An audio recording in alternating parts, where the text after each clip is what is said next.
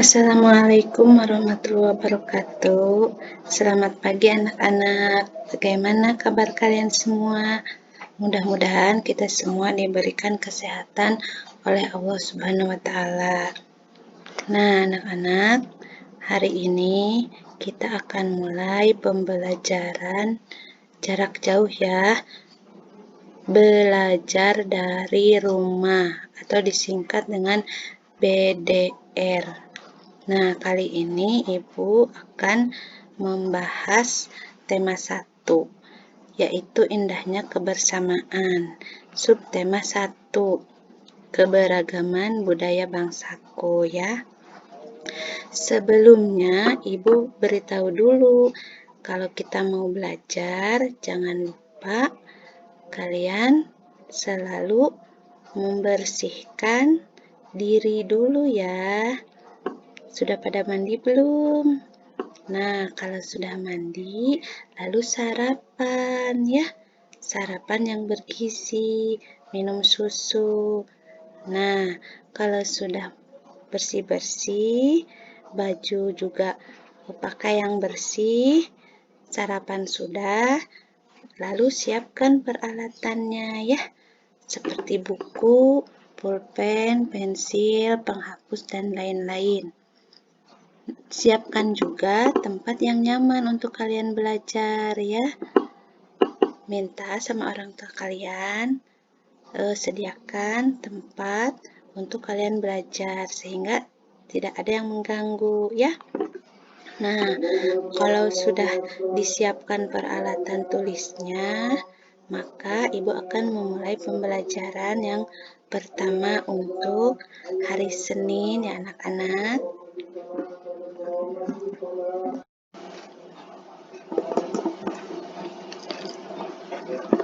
Nah, anak-anak, hari ini kita akan mulai pembelajaran mata pelajaran bahasa Indonesia ya.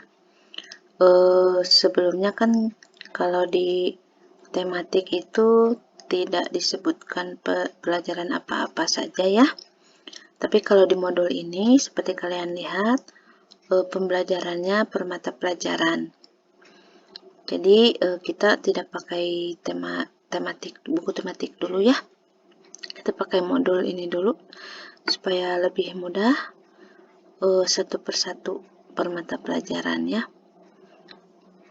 Judulnya Keberagaman Budaya Bangsaku, mencari gagasan pokok aktivitas belajar mandiri, karena kalian belajar sendiri di rumah.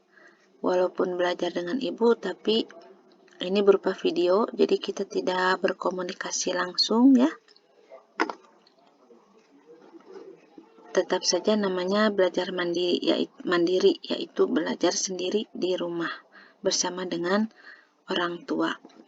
Di sini Ibu hanya memaparkan materi saja sedikit tentang mencari gagasan pokok dan gagasan pendukung ya. Kompetensi dasar yang harus kalian miliki anak-anak, nih ada 2 ya. Yang pertama, kalian harus bisa mencermati gagasan pokok dan gagasan pendukung yang diperoleh dari teks lisan, tulis, atau visual. Yang kedua, menata informasi yang didapat dari teks berdasarkan keterhubungan antar gagasan ke dalam kerangka tulis. Nah, itu dua hal yang harus kalian kuasai ya. Bisa mencari gagasan pokok dan gagasan pendukung, kemudian bisa menata informasi yang kalian dapat dari tadi yang gagasan pokok dan gagasan pendukung itu, disusunlah menjadi sebuah kerangka tulis ya. Hari ini kita akan mencari gagasan pokok dan gagasan pendukung saja ya. Nah, kegiatan yang akan kita lakukan adalah yang pertama, membaca teks tentang beragam suku bangsa, tarian, dan alat musik di Indonesia. Yang kedua, menuliskan ringkasan bacaan. Yang ketiga, Menentukan paragraf utama dan paragraf pendukung dalam bentuk peta pikiran. Nah, tadi kalian sudah berdoa kan sebelum belajar? Sekarang, cobalah kalian cari 4 orang teman di sekitar rumah kalian yang memiliki perbedaan. Ya, contohnya misalkan ini. Kalian punya teman Eis, asal daerah Garut, bahasa Sunda, makanan khas pepes ikan. Nah ya, kalian tulis di tabel ini 4 teman kalian yang dekat dengan rumah ya. Kalau misalkan tidak ada teman sekolah, tidak apa-apa, teman di rumah saja ya. Kalian kan memiliki tetangga. Nah, tetangga itu kan ada teman bermain kalian di rumah mungkin ya. Nah, itu juga tidak apa-apa, walaupun berbeda sekolah ya. Nah, cari di sini. Kalian tulis di modul kalian masing-masing, karena sudah dapat modul kan semuanya. Tulis di modul kalian masing-masing di sini ya. Ini kan tentang keberagaman budaya bangsaku ya. Nah, setelah kalian mendapatkan teman, sudah ditulis semuanya di sini ya. Kita akan membaca. Seperti yang kalian ketahui, Indonesia itu kan terdiri atas banyak pulau ya, 1000 lebih. Nah, ada banyak suku bangsa. Tariannya pun berbeda-beda, rumah adatnya berbeda-beda. Coba kalian tahu tidak agama yang diakui di Indonesia ada berapa macam? Pasti kalian tahu ya. Kalau tidak tahu, coba tanya orang tua kalian ya, atau saudara kalian yang dekat dengan kalian di rumah ya. Ayo kita cari tahu lebih jauh tentang keberagaman. Nah, tadi kan kalian sudah mencari teman yang dengan keberagaman yang bermacam-macam ya. Nah, coba kita membaca bacaan yang berjudul Pawai Budaya ya.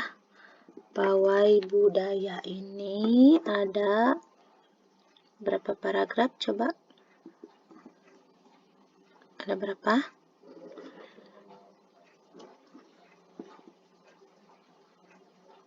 Nah, di sini ada 5 ya. Ada 5 paragraf. Sekedar koreksi anak-anak, kalau kita membuat karangan ya, karangan tulisan sendiri di kertas, judul itu tidak besar semua ya.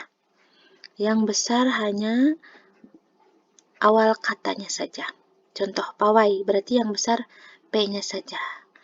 Budaya berarti yang besar B-nya saja. Nah, kemudian paragraf juga tidak menggunakan nomor ya.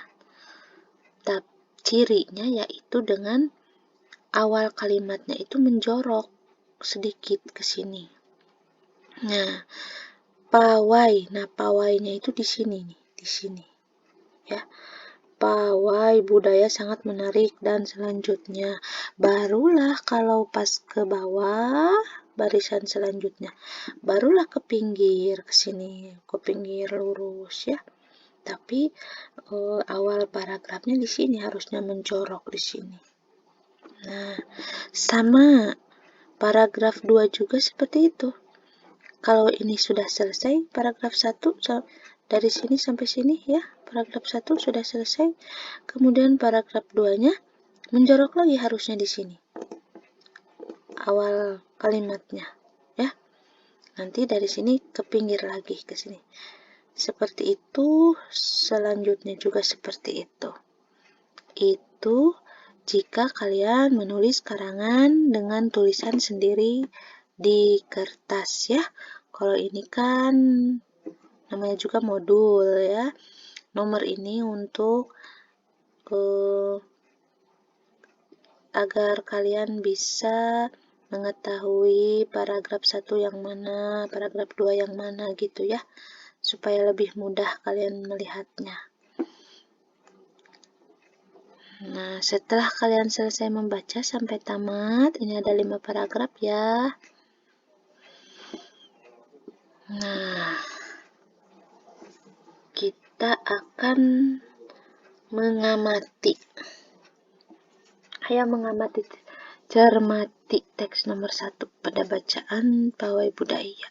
Oke, teks nomor 1 yang mana anak-anak? Yang ini ya, nomor 1 ya.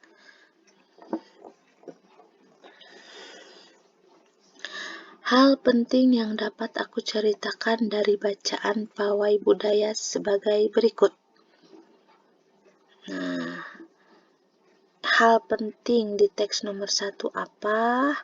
Hal penting di teks nomor 2 apa? Hal penting di teks nomor 3 apa? 4 dan 5-nya kalian tulis saja sendiri di sini ya. Ini tidak ada nomor 5-nya. Sesuai dengan ini aja, bacaan sampai 5 tuh ya. Kalian tulis saja di sini, tambahkan nomor 5. Oke. Nah, kita baca kesimpulan. Setiap bacaan terdiri atas beberapa paragraf. Nah, yang di atas tadi ada berapa paragraf? 5 ya. Setiap paragraf memiliki gagasan utama. Apa gagasan utama itu, anak-anak? Gagasan utama adalah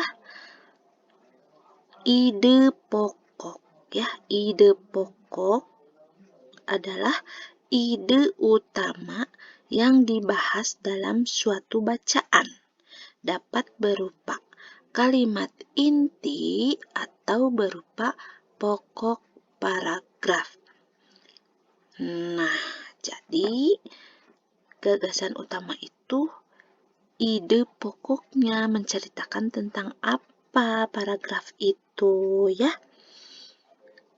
Kemudian gagasan pendukung adalah uraian atau tambahan informasi untuk gagasan pokok.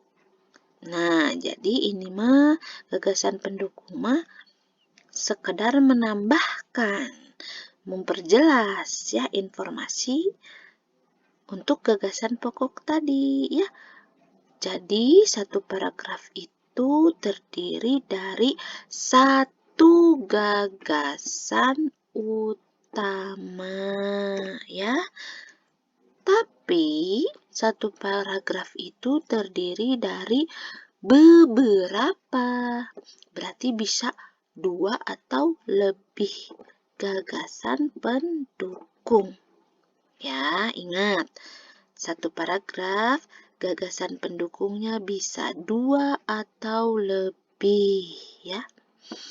Tapi kalau gagasan utama hanya berapa? Tadi kata ibu anak-anak? 1, ya. Dalam satu paragraf itu hanya memiliki 1 gagasan utama, ya. Atau gagasan pokok, sama aja, ya. Ayo kita cermati kembali bacaan pawai budaya. Jumlah paragraf pada bacaan di atas adalah berapa? Tadi sudah lihat ya? Sudah lihat kan? Kita cermati paragraf 3 dan 4 ya. Ayo temukan ide pokok dan gagasan pendukung ya, dari paragraf 3 dan 4 tadi ya. Tuliskan dalam bentuk peta pikiran seperti berikut. Nah, ini peta pikirannya cuma 1 ya. Coba di sini ada lagi tidak? Oh, tidak ada ya. Ya, oke. Berarti kalian tulis di sini, pilih saja ya. Mau dibagi dua boleh. Misalkan ini dikasih garis aja tuh. Ini dikasih garis ya. Jadi yang atas untuk paragraf 3, yang bawah untuk paragraf 4. Gitu aja ya. Karena ini peta pikirannya cuma satu, harusnya ada 2. Karena di sini disuruhnya paragraf 3 dan 4 ya. Bagi 2 sajalah ya. Kasih garis saja. Nah, yang atas kalian cari gagasan pokoknya ya dari paragraf 3. Ayo lihat lagi bacaan pawai budaya paragraf 3. Nah, ini. Ada berapa kalimat anak-anak di paragraf 3 ini? Coba hitung. 1 sampai titik. 2 sampai titik. 3. Oke, terakhir 4. Jadi ada 4 kalimat ya anak-anak ya, paragraf 3 itu. Nah, di antara 4 kalimat ini ada yang namanya kalimat utama. Kalimat utama itu bisa terletak di awal paragraf, bisa terletak di akhir paragraf, bisa juga perpaduan ya, perpaduan antara awal paragraf dengan akhir paragraf ya. Nah, jadi ada 3 kalimat utama itu letaknya, bisa di awal, bisa di akhir, bisa perpaduan awal dan akhir. Oke, kalau yang tengah-tengah nih, kalimat kedua dan kalimat ketiga ini tidak bisa dijadikan kalimat utama ya. Biasanya ini kedudukannya sebagai kalimat penjelas. Kalimat penjelas itu kalimat yang menjelaskan kalimat utama tadi. Coba kalian cari kalimat utamanya yang mana ya. Nah, kalau kalian sudah menemukan kalimat utama, maka jadikanlah itu sebagai gagasan pokok supaya kalian tidak pusing. Sebetulnya gagasan pokok itu tidak hanya kalimat utama saja ya. Jadi ide pokok dari bacaan paragraf ini. Dari keseluruhan paragraf 3 ini, ide utamanya apa? Yang diceritakan apa? Nah, itu kan kalian akan sulit mencarinya ya. Itu untuk pelajaran ya, kalau kalian sudah dewasa. Kalau kelas 4 ini kita dasarnya saja. Ibu kasih kunci ya supaya kalian tidak pusing. Kalian cari kalimat utamanya saja.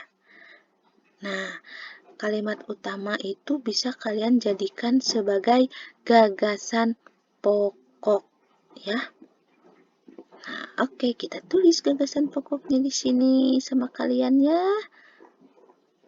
Nah, tulis di sini. Lalu gagasan pendukungnya.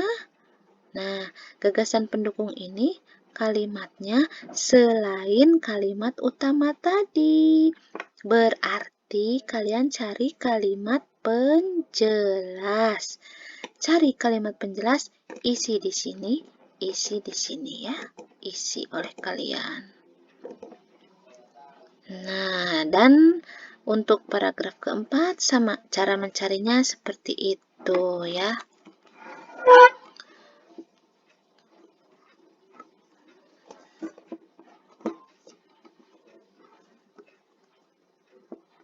ini kebetulan ada kunci jawabannya anak-anak, tapi sebelum melihat kunci jawaban, kalian kerjakan dulu ya, jangan dulu lihat kunci, apakah kalian bisa. Nah, nanti kalau kalian sudah selesai mengerjakan, bolehlah kalian lihat kunci jawaban ya. Ini boleh ya, kalian mengerjakan, boleh dibantu oleh orang tua atau saudara atau orang-orang yang terdekat dengan kalian saat sedang mengerjakan ya. Refleksi yang terakhir di akhir pembelajaran, kalian isi, senang sekali hari ini aku telah belajar apa ya. Nomor 1, apa saja. Nomor 2, apa saja ya. Kemudian nilai-nilai baik yang telah aku pelajari dalam kegiatan ini adalah apa? Tulis di sini ya, diisi begitu anak-anak. Nah, sudah selesai pembelajaran hari ini. Ibu ingatkan lagi ya. Kalian adalah anak-anak yang hebat semuanya ya. Tidak ada istilah sulit, pusing.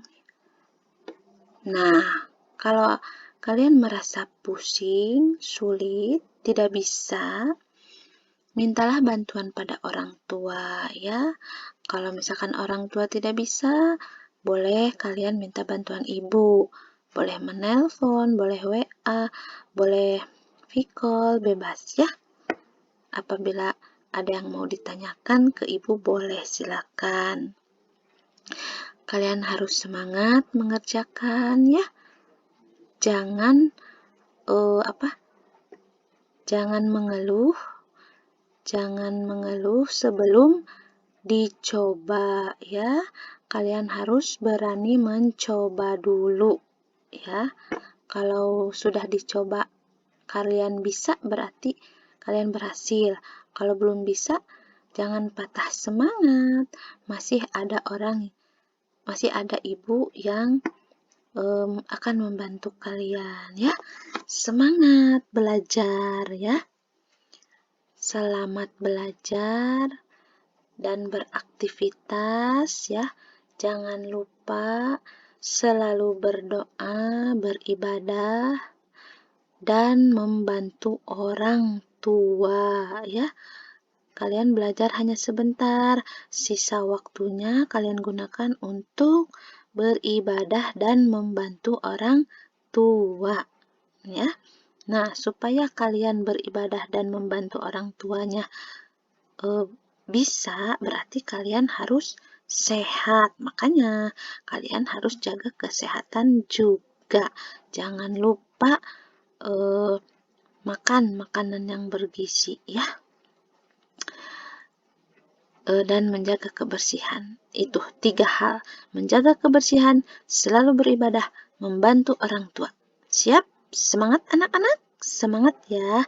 Kalian kan anak-anak yang pintar dan hebat. Ayo dicoba kita belajar bersama-sama dengan ibu ya. Oke, sekian saja pembahasan materi dari ibu. Kalau nanti ada kurang-kurangnya, kalian bisa tanyakan ke ibu ya. Terima kasih. Assalamualaikum warahmatullahi wabarakatuh.